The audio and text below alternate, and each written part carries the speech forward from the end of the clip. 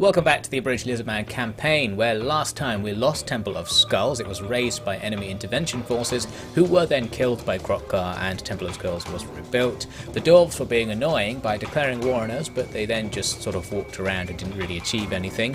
We also had a war with the Wood Elves, where we lost territory to them and then got peace, so it wasn't too bad. Otherwise, we were just fighting with the Skaven. We had one major battle where we ended up grinding ourselves down to a loss, and Kazotl was razed once again. But aside from that, we did manage to defeat lots of their armies by getting them into isolated situations where we could just auto-resolve them to death. So we're getting close to defeating all of the stuff that spawned when the ritual first started. There are two armies alive at the moment. One's going south by sea to attack our southern ritual site. The other one's walking over land to attack the northwestern ritual site. So at least they're actually going for the ritual positions and not just raising random things now. That's a bit nicer, especially because both of those sites have the maximum level walls, and I'm very confident they actually can't get into either of them. So now we're taking a bit of revenge against the dwarves by taking Springs of Eternal Life back. I don't think I actually showed this falling in the series. I can't actually remember at this point. Basically, they took it by auto-resolve at some point. We're going to auto-resolve it back, so everything is square now. And we'll continue just having our two armies here follow the dwarves around in case they get up to anything. Got an achievement for doing that for some reason, so that's nice. It would be nice to take out those armies just so we don't have to keep worrying about them constantly taking things, but as I've said before, it doesn't actually matter if they do take things at this point. Now I'm going to wipe out this Skaven army with a quick auto-resolve. It was half dead. They were the survivors of the big battle we saw in the previous part. So nothing much there, and they're gone now. I noticed that I have absolutely tons of money somehow. I think it's because I've won so many battles recently that all the loot has really piled up. So now I could actually just spend all my money on the Rite of Primeval Glory. This is a thing that gives you some free units in your capital, but more importantly allows you to spawn feral cold ones for any battle that takes place in the next 15 turns. And because there are fewer than 15 turns left in the campaign, then we might as well just do it. So here's the free army you get. It's just loads of dinosaur units basically, and I don't really need them here, so I'm just going to move them away. Perhaps the dwarves could underway to attack our capital, but they probably won't bother at this point, so I'm going to give units to Kroq Gar to upgrade his army, because for the final battle at the end of the game you can only send one army, so we might as well have all of our special units collected together. So we'll just swap out some skinks there for some feral carnosaurs instead, just so we have more dino action in our big main force. Now moving on once again, the Skaven army down to the south starts raiding. Not too bad, but it's kind of annoying because I don't want to have to send an army down there to take it out. I'm just going to ignore it and see what it does. Then we get this little cutscene here, which essentially explains the reason behind us trying to do these rituals at last, and that is that the Skaven were trying to summon the Horned God, which is their god, to come and destroy the world. So that's why we need to do the rituals, to take control of the Vortex, to close it before this guy comes in and destroys everything.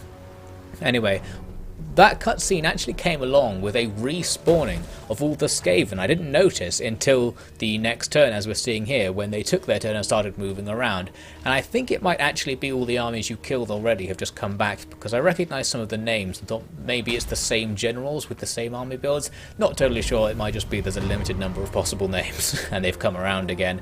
So anyway, now for the last set of 10 turns we're going to have to do what we did for the previous 10 turns again, effectively. Just have to kill more random Skaven armies. They finally laid siege down there to our ritual site, and I'm trying to check the garrison and struggling. Every time I try to check a garrison somewhere, I open up the building browser because the buttons are too similar. But anyway, we can see their army isn't necessarily that powerful. It probably won't get in. Could possibly just sally and auto-resolve to kill them, but I'm going to leave that there and we'll come back to that later on. Otherwise, just need to get our defences in place for this next wave of Skaven, and I'm going to be really brazen and rebuild Kazotl, because even though it gets destroyed every couple of turns, I'm going to keep the dream alive. I'll keep rebuilding it, just in case we somehow keep it alive a tiny bit longer. Meanwhile, up to the north, I'm going to bring my armies back downwards to try and be in a position to stop the Skaven if they can. The Skaven might come in this direction. Every time previously they've gone south, but just in case they come over here, we'll get ready to stop them, and we're just ignoring the nearby dwarves. They're not really doing anything. They've had so many turns where they could have been taking my territory, and usually they don't. They're just playing very passively, so I think we're safe to ignore them for a bit.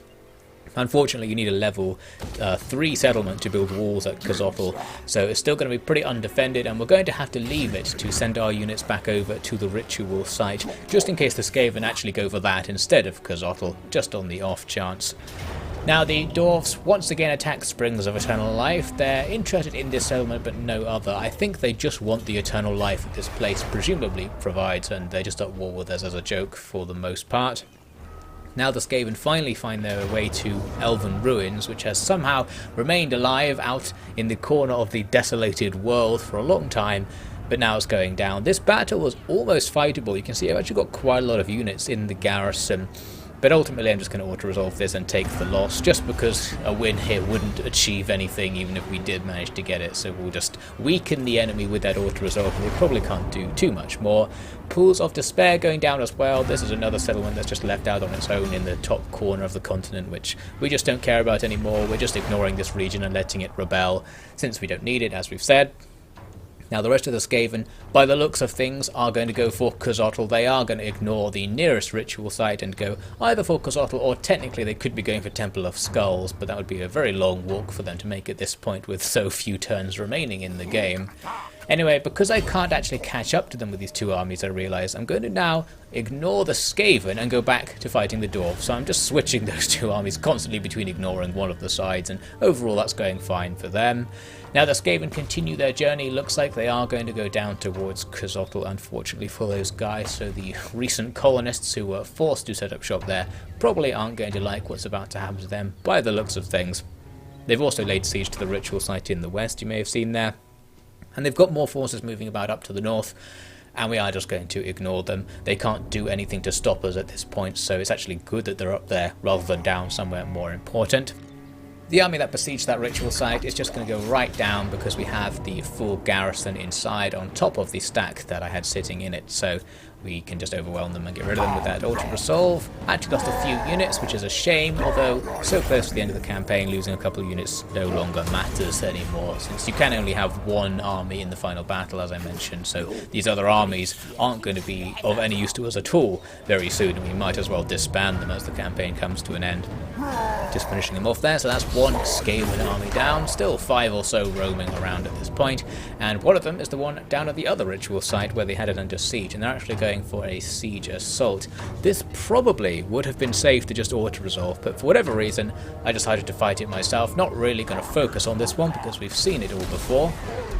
We just get the towers to blow up all of their siege towers so they can't sneak up into the wall very easily, although actually one of them did make it to the wall with basically no health left, so that was annoying.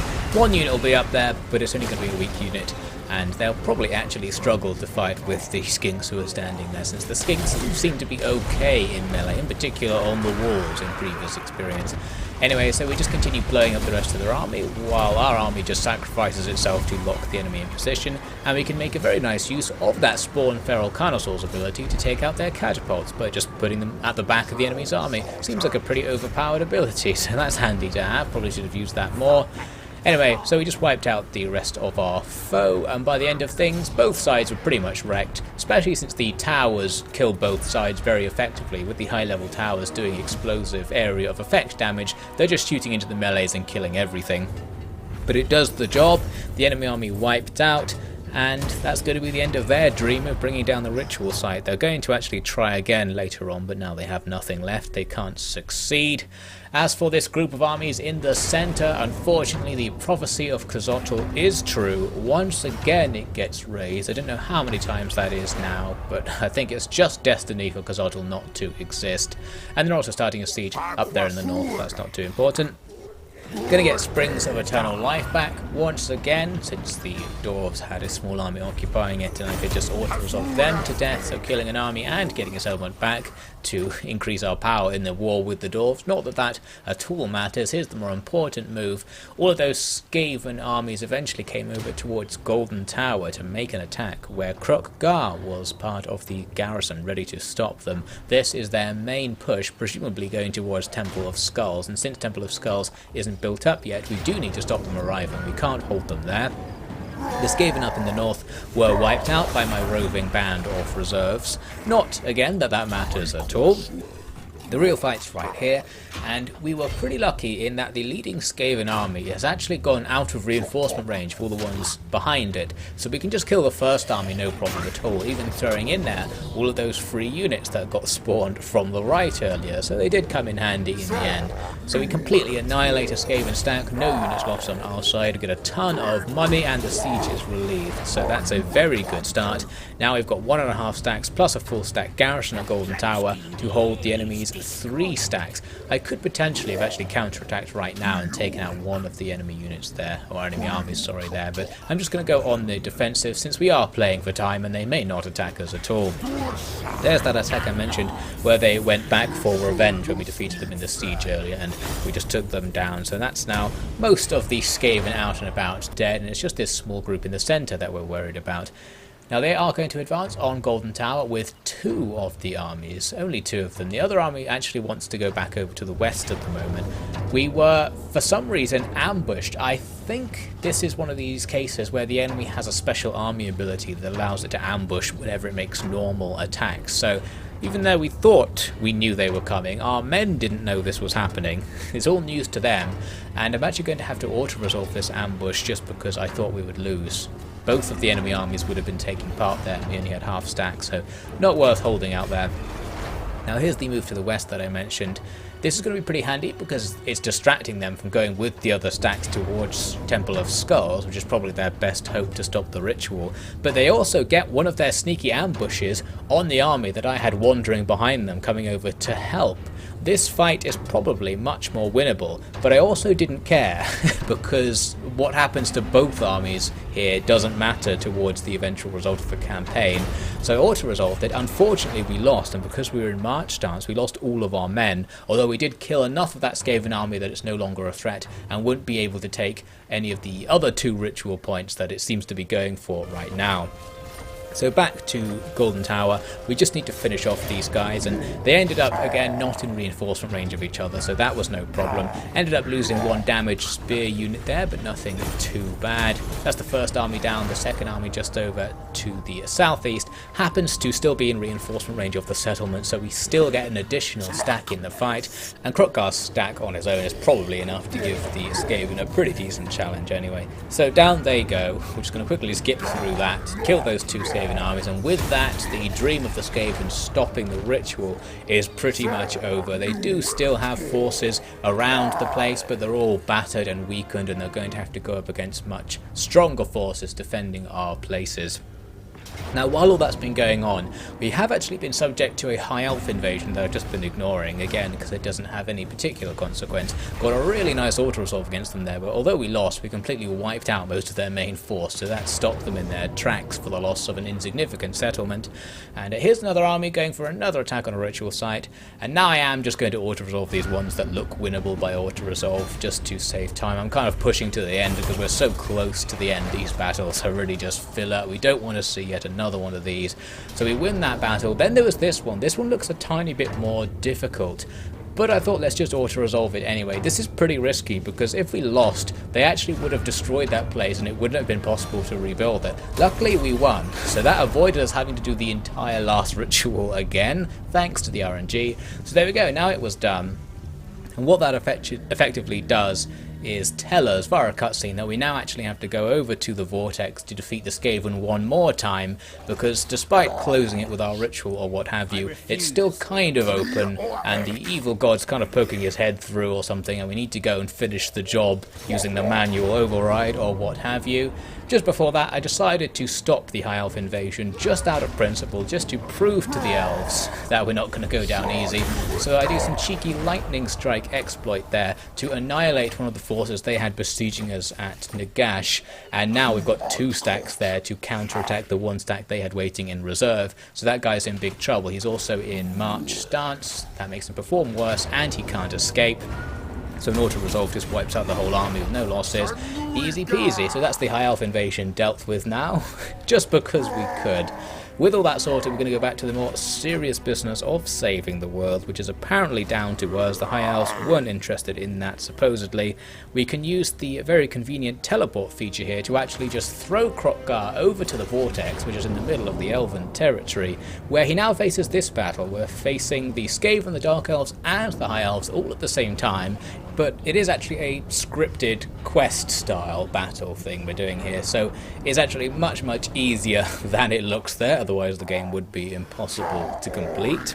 Balance bar now is looking a little bit easier, probably the exact opposite of what it was just now, and it's all because you have to fight these armies separately, and individually they're not full stack armies, so it's 3 relatively easy battles you just have to do back to back in one fight.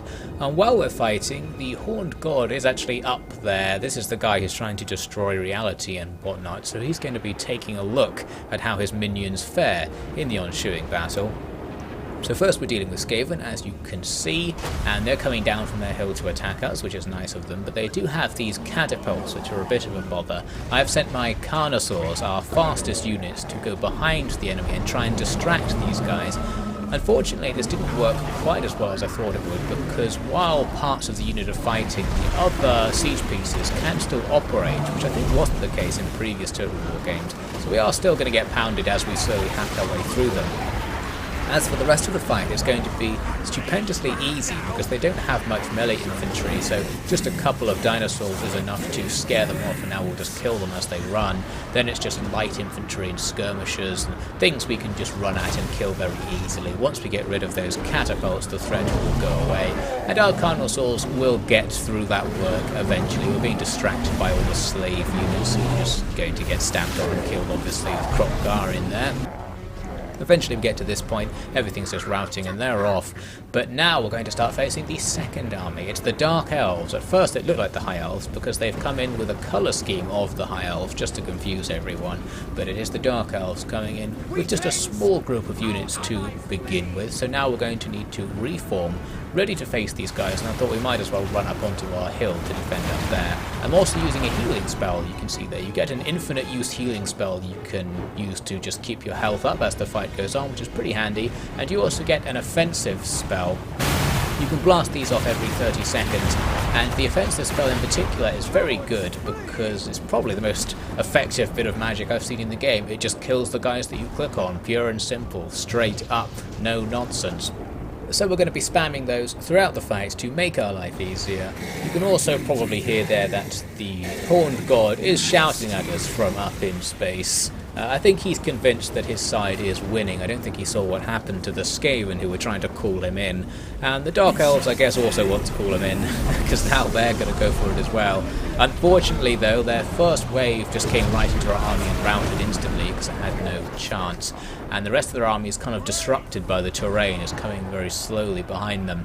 This was a fight where it wasn't quite clear what the best way to engage them was, because the terrain's weird and the enemy formation is so messy, and my formation is so messy. It was hard to say how to go about this, and it basically ended up being an enormous mess overall, as I just ordered my men to advance into the enemy, and they've just been ordered to advance into me.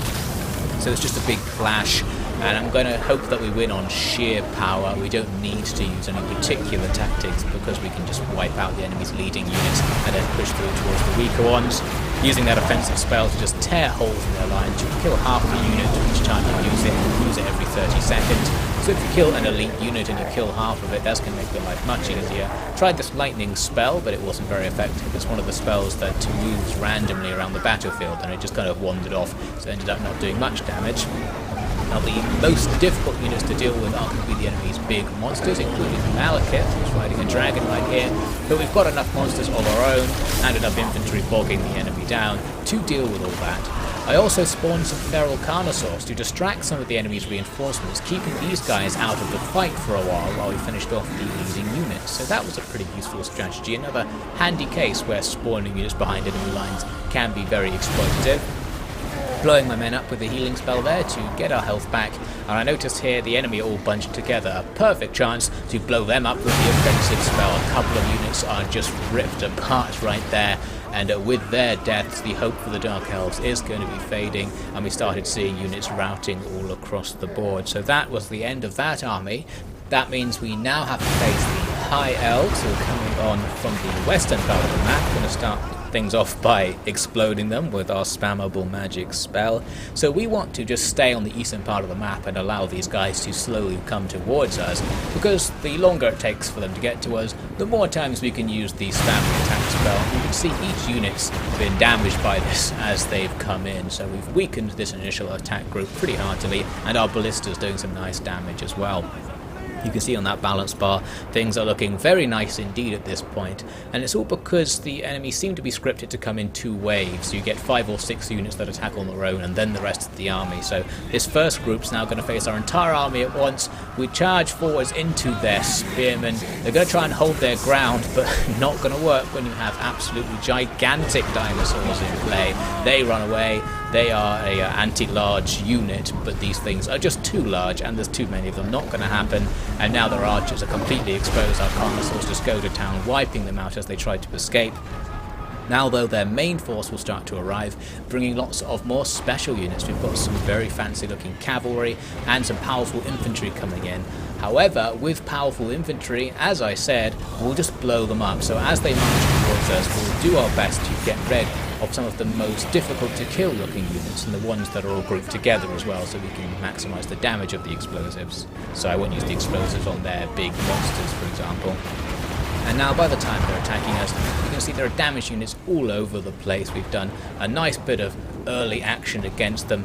The fighting's about to get started though, and they're going to kick things off with this Lancer charge right into our front line. This is an anti-infantry cavalry unit, and it finds the target it's looking for. A pretty nice charge there.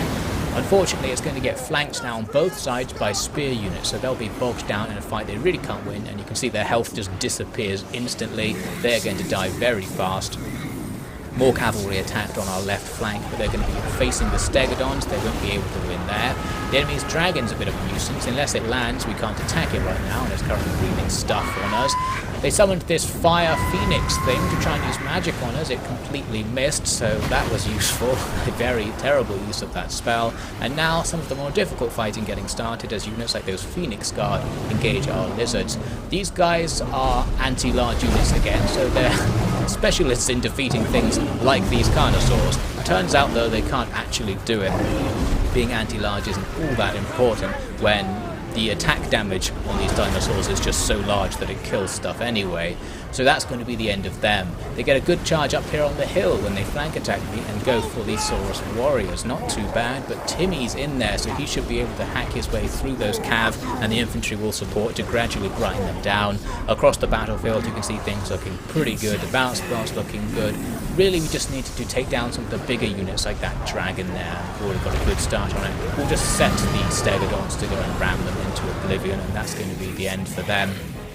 But as all of the elven stuff started running away, there was a surprise fourth army came onto the field. It's Skaven again, just a different Skaven build to what we faced earlier. So it looks like the battle will still continue. The balance bar now looking a tiny bit more even. We'll start things off by blowing them up. Against Skaven that's less effective since they have so many low value units that blowing them up doesn't make too much difference. And we'll quickly form up ready to receive the enemy. As they come in, it's clear that we're going to have the advantage because they just don't have enough stuff to match our numbers at this point, and for Skaven that's especially bad. So we can easily get one-on-one fights and then use other units to go and outflank. We're going to take down this abomination by just spamming it with monsters, so that monster on monster action will go in our favour.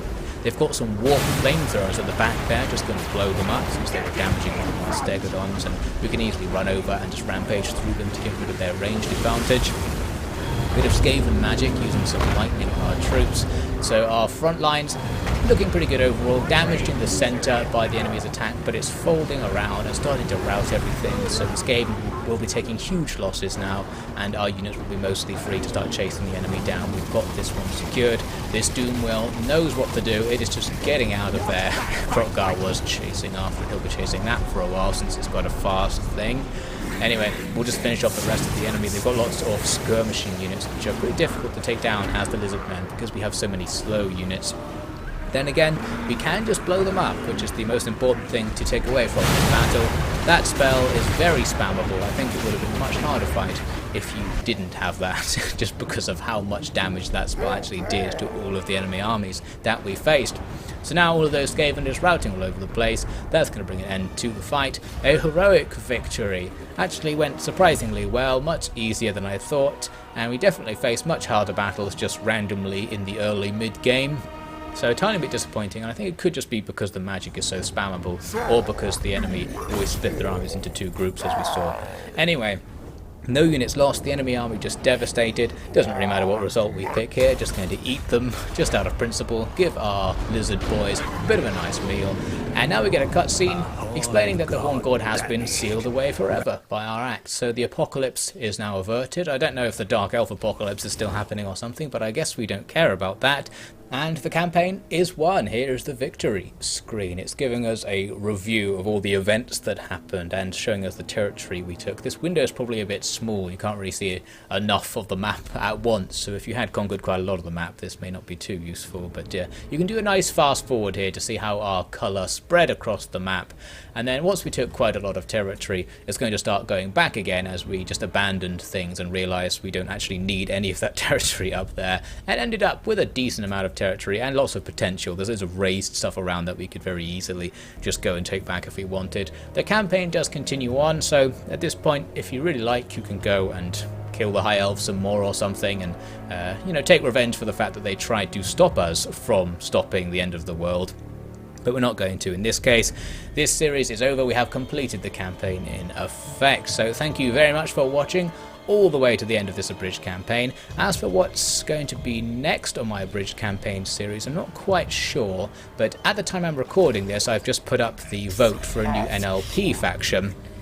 So what I'll most likely do is take a look at what's been popular on the vote and perhaps pick something from that, I'm not sure. Do feel free to leave comments for what other Abridged campaigns you would like to see. I won't see them in time for the next one, but for future reference that would be nice. And I think that's all for now. So again, thank you so much for watching, and do praise the old ones because the world has been saved by our lovely lizards.